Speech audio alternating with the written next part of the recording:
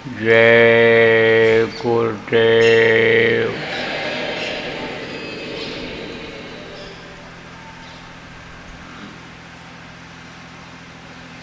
सर्वसमर्थ सर्वत्र स्मरणीय परम पूज्य गुरु जी महाराज, उपस्थित सभी नामदानी सत्संगी साधक बच्चे एवं बच्चियों, आज प्रातःकाल की बेला जुजोड़ आश्रम, जिला सीकर, राजस्थान में अपने लोग बैठ कर के सुमिरन ध्यान भजन किए। गुरु महाराज की दया रही, दया सब पर रही है। जो लोग घर से किसी भी बहाने चल के आ गए,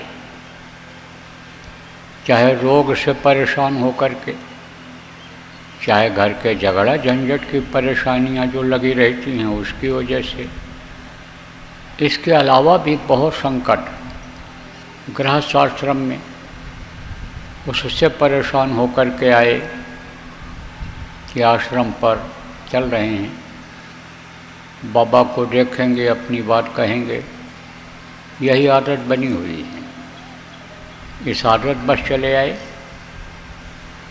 कुछ लोग जो शब्द सुनने के हिसाब से आए, कुछ लोग साधना करने के हिसाब से आए। तो कहते हैं कि जितना गुड़ डालोगे उतना ही मीठा होगा, जितना मीठा फल लगाओगे, अच्छा फल लगाओगे, उतना ही अच्छा खाओगे। तो उसको उसी हिसाब से कुछ न कुछ तो मिलता है, लेकिन मिलने की एक सीमा होती है।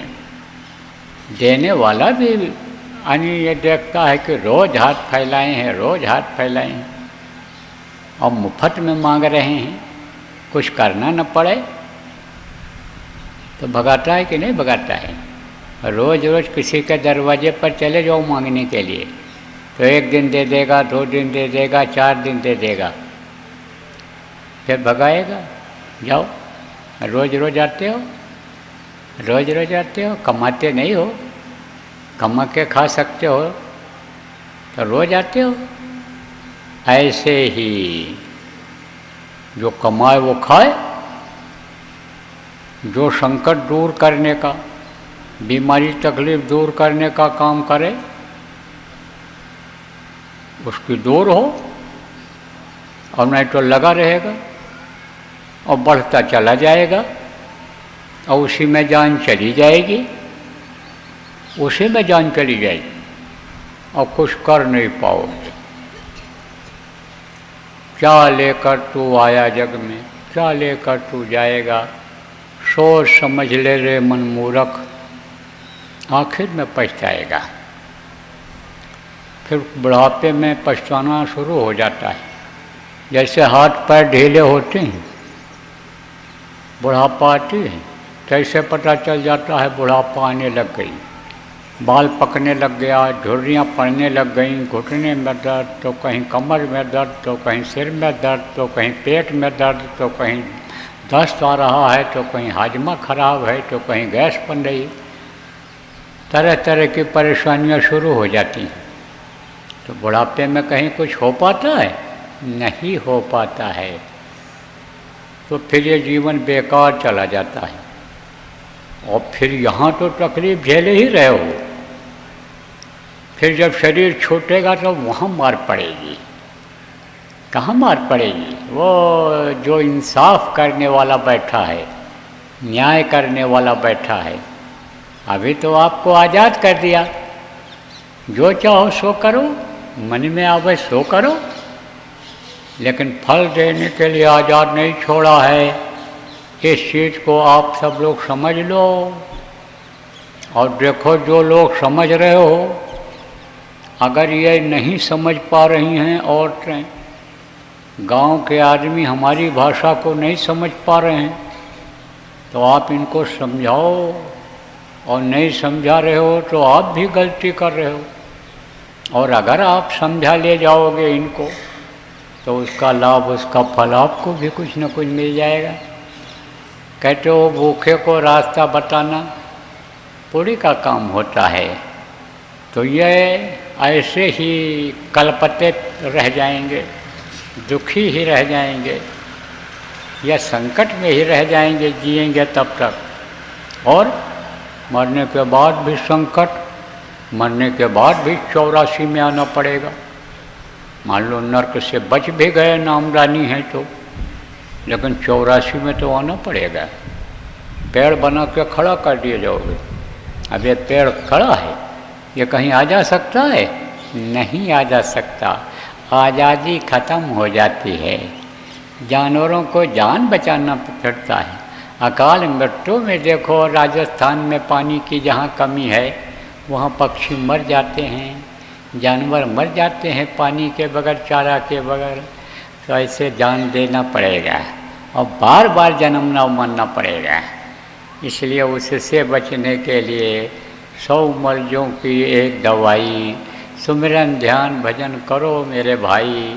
ये जो बताया गया, क्यों न उसको कर लिया जाए, और क्यों न उसको करा दिया जाए।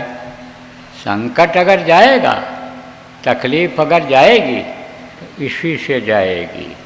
किससे जाएगी? नामदान लेने से नहीं चली जाती है। दवाई डॉक्टर के यहाँ से ले आओ और खाओ ना, तो मर्ज नहीं जाता है। ऐसे नामदान लेने से नहीं होता है। नामदान लेने से मुहर तो लग जाती है।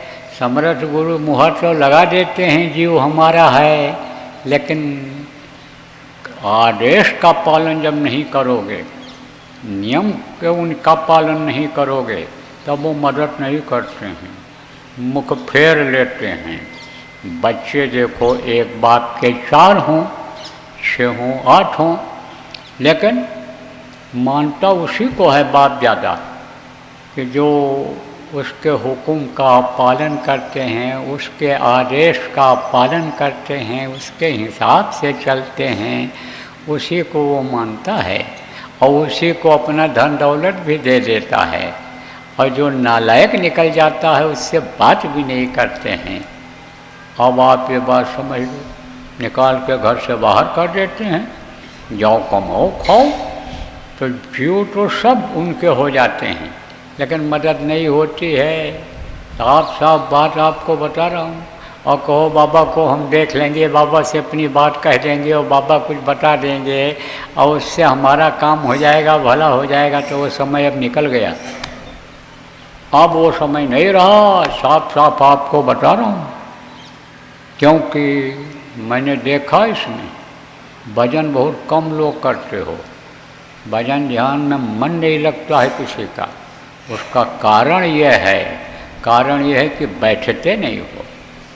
और ये जो जिम्मेदार बने हुए हैं, ये जो वक्ता जाते हैं कुर्ता पहन करके बैठ करके वहाँ उपदेश करते हैं, ये भजन न तो कराते हैं न खुद करते हैं। इसलिए आप लोग संभलो, जितने भी जिम्मेदार हो आप लोग संभलो और आप खुद करो, बैठ करके उनके साथ उनको कराओ, तब समझो बात बनेगी। और नहीं तो आप भी ऐसे खाली हाथ चले जाओगे। क्या लेकर तू आया जग में, क्या लेकर तू जाए? कुछ लेकर नहीं जाओगे। देखो साफ साफ बात बता रहा हूँ, चाहे आपको अच्छा लगे या खराब लगे, लेकिन हमारा जो काम है उसको हमको पूरा करना है, कहना है। तो जब बैठोगे नहीं तो मन कैसे कहेगा? मन कैसे कहेगा कि करो? इसलिए आदत डालनी पड़ती है। आदत डालो बच्चियों और बच्चियों। जब आदत डालोगे तो मन लग जाएगा, और नहीं तो मन ये कलयुगी मन हो गया। यह मन नहीं मानता है। ऐसे भजन के लिए बहुत कोशिश करो ध्यान लगाने की, रुकता नहीं है, यह भगता रहता है। क्यों? क्योंकि ये मोटा हो गया। मोटा तो मोटा के समझ में जल्दी नहीं आता, कहते शरीर से भी मोटा है, बुद्धि भी इसकी मोटी है, इसका चमड़ा मोटा हो गया, दिल दिमाग पर चढ़ गया, ये जो फैट है चमड़ी है, ये जो है मांस से ये चढ़ गया। उदाहरण दे करके डांटते हैं ना, बच्चे को समझाते हैं, कहते हैं बेकार हो गया ये आदमी, ऐसा है, इससे कुछ कहना बेकार है, इसे मोटा हो गया मन मोटा हो गया। क्यों मोटा हो गया? क्योंकि मोटे शरीर में आ गया ये। सबसे मोटा शरीर, सबसे यानी समझो बड़ा शरीर, ये पिंडी शरीर ही है। पिंडी शरीर किसको कहते हैं? जो लोग सत्संग सुनते रहते हो, आप लोगों को याद है कि पिंड से ही ये मनुष्य शरीर बनता है माँ के पेट में, तो इसको पिंडी शरीर कहते हैं। और ये छोटा रहता है जब पेट में रहता है, और वही बच्चा जब बाहर निकलता है तो बढ़ता चला जाता है। और मन जो है जैसे जैसे बढ़ता चला जाएगा, ऐसे ऐसे खुराक ज़्यादा लेता जाता है। बच्चे को खाली दूध मिलना रहता है, तो दूध तक ही मन को मिलता है। उसके बाद थोड़ा बहुत अनाज खाने लगता है, उससे उसको रस मिलता है मन को। और फिर उसके बाद मेवा, मिष्ठान, फल फूल सब उसमें मन लग जाता है, क्योंकि वो शरीर को देते हो, खिलाते हो, तो मन उसमें लग जाता है, मन उसमें लग जाता है। तो जैसे शरीर मोटा होता जाता है, बढ़ता जाता है, ऐसे मन भी मोटा होता जाता है। तो कोई दुबला पतला आदमी है, उसको दौड़ा दो, दौड़ जाएगा। लेकिन मोटा आदमी दौड़ पाएगा? नहीं दौड़ पाएगा। उड़ाओ, अभी उठाओ, करो, कूदो, तो मोटा कूद पाएगा? नहीं कूद पाएगा। अब दुबला पतला आदमी कूद जाएगा, दुबला पतला कूद जाएगा। तो मन को इधर से ऊपर की तरफ ले जाना होता है, खींचना होता है, सूरज के साथ ये खींचता है, ऊपर जाता है ये। तो यह मोटा रहेगा तो कैसे खींच पाएगा ऊपर? तो इसको झीना करना पड़ता है, पतला करना पड़ता है। उसके लिए मन को मारना पड़ता है। मन जो चीज़ खाने के लिए कहे, मन जो काम करने के लिए कहे, उसको उस समय पर देना ही नहीं चाहिए, तब मन उधर से हट जाता है। कोई देखो आदमी हो, मांगता रहे, कोई चीज़ मांगता रहे, न दो, तो उधर से मन हट जाता है कि बार बार मांगने से नहीं दे रहे हैं, चलो माँ की इच्छा नहीं है अभी दूध पिलाने की, तो बच्चा रोते रोते चुप हो जाता है। बच्चा मांगते मांगते दे दो रोटी, दे दो रोटी, दे दो, नहीं देती है तो वो चुप हो जाता है। तो ऐसे ही ये मन चुप हो जाता है जब नहीं मिलता है तो। और देते रहोगे तो ये और बढ़ता रहेगा, ये और मोटा होता चला जाएगा, फिर ये यानी जीना नहीं होगा। और जीना नहीं होगा तो ये उसमें जाएगा नहीं, किसमें?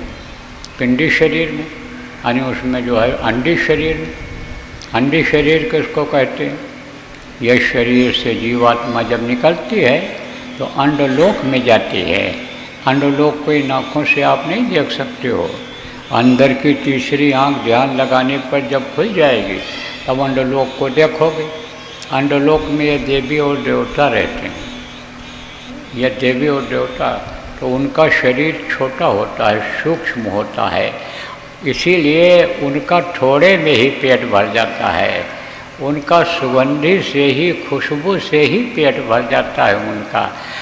चलते रहते हैं, चलते रहते हैं, वही उनका खुराक है। जैसे आदमी का खुराक अन्न है, अन्य प्राण कलयुग में अन्न में प्राण है, तो प्राण जो है अन्न में है, अन्न मिलता रहे, आदमी चलता रहेगा। फल फूल, मेवा, मिष्ठान, घी, दूध कुछ भी न मिले, और अगर रोटी ही रोटी मिलती रहे आदमी तो जिंदा रहेगा। ऐसे उनको खाली सुगंधी ही मिल जाती है तो अपना काम करते रहते हैं।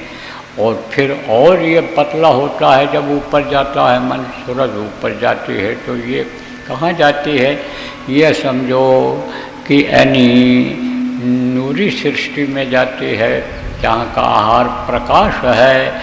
आप ये समझो कि ब्रह्मांड की तरफ ये बढ़ती है, उधर जाती है ये, तो ये धीरे धीरे धीरे पतली होती जाती है।